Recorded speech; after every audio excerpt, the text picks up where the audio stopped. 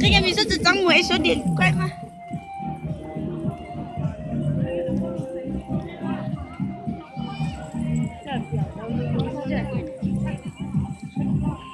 Như thế này dâu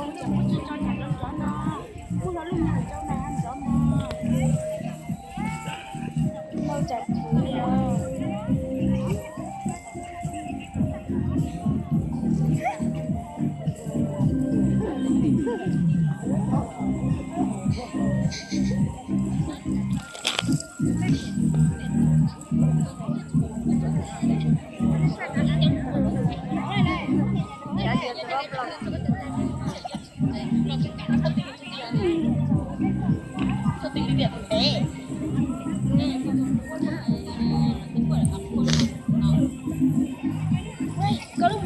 có lúc mở chứ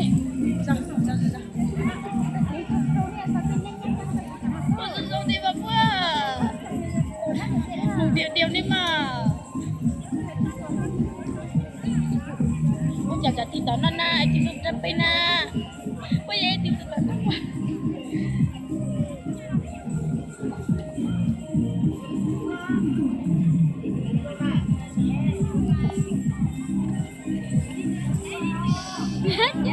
bây giờ những cái lúa ya hay trong tuần của đi là nó cũng chỉ chẳng đi biết chưa những cái ta phải chinh ho phải ăn ho lệnh ho phong bao giờ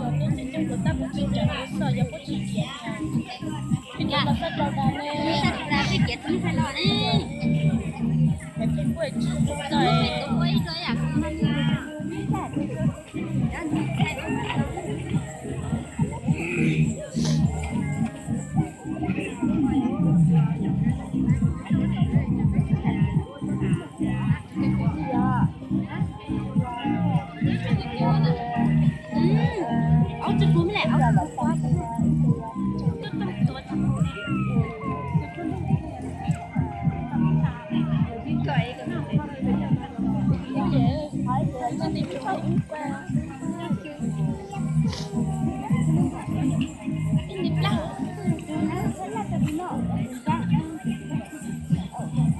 Pi nè, giờ nét rồi.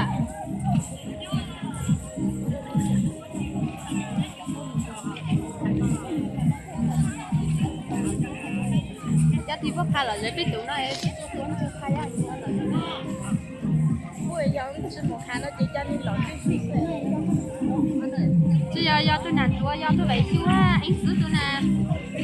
tôi cho nên lúc đổ em cho chị kiếm của đi nữa Tôi chụp quấn chị này nè, phim bị có tụi nó sao? Nó đi ha, chụp quấn chị tụi nè. còn là sử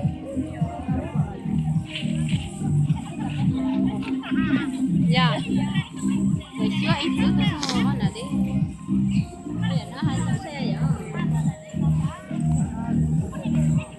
nhà bố chị mua tụi mình nó ya bố chồng mà chị con chị tôi nhớ nó nè